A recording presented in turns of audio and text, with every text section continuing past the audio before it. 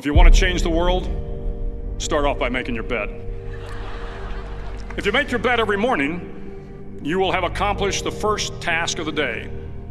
It will give you a small sense of pride, and it will encourage you to do another task, and another, and another.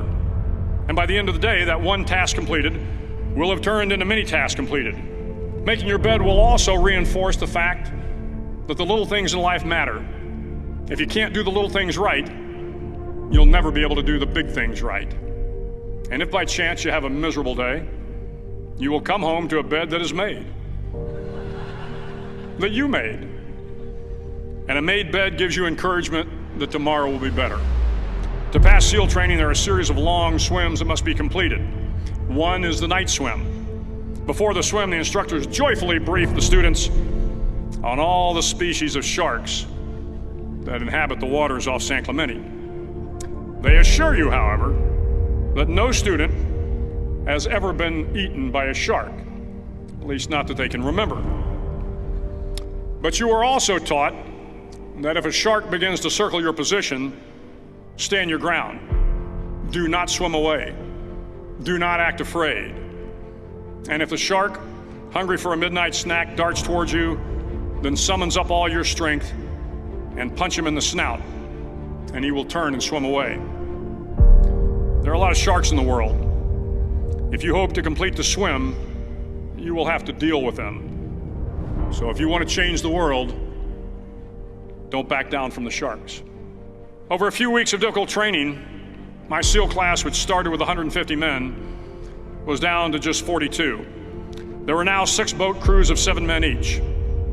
I was in the boat with the tall guys, but the best boat crew we had was made up of the little guys, the Munchkin crew, we called them.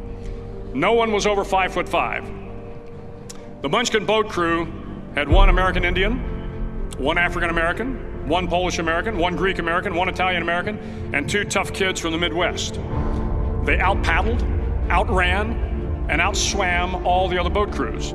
The big men in the other boat crews would always make good-natured fun of the tiny little flippers the Munchkins put on their tiny little feet prior to every swim.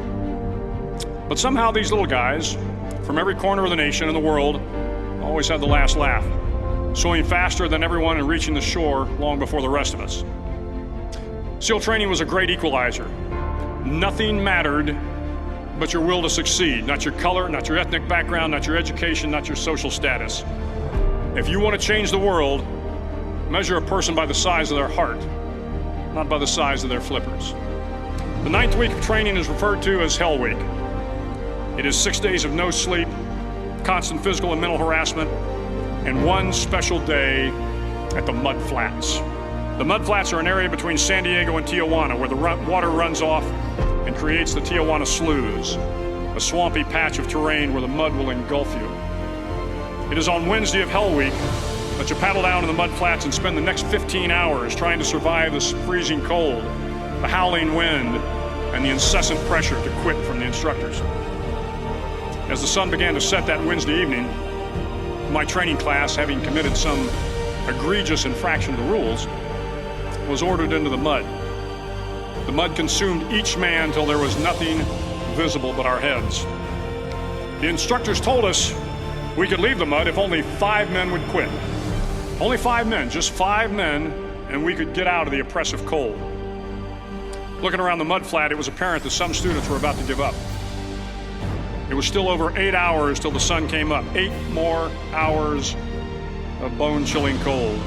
The chattering teeth and the shivering moans of the trainees were so loud, it was hard to hear anything. And then one voice began to echo through the night. One voice raised in song. The song was terribly out of tune, but sung with great enthusiasm. One voice became 2, and 2 became 3, and before long, everyone in the class was singing. The instructors threatened us with more time in the mud if we kept up the singing, but the singing persisted, and somehow the mud seemed a little warmer, and the wind a little tamer, and the dawn not so far away. If I have learned anything in my time traveling the world, it is the power of hope. The power of one person, a Washington, a Lincoln, King, Mandela, and even a young girl from Pakistan, Malala. One person can change the world by giving people hope. So if you want to change the world, start each day with a task completed. Find someone to help you through life. Respect everyone. Know that life is not fair and that you will fail often.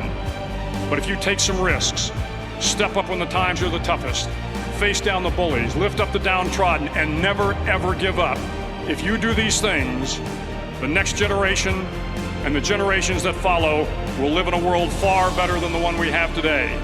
And what started here will indeed have changed the world for the better.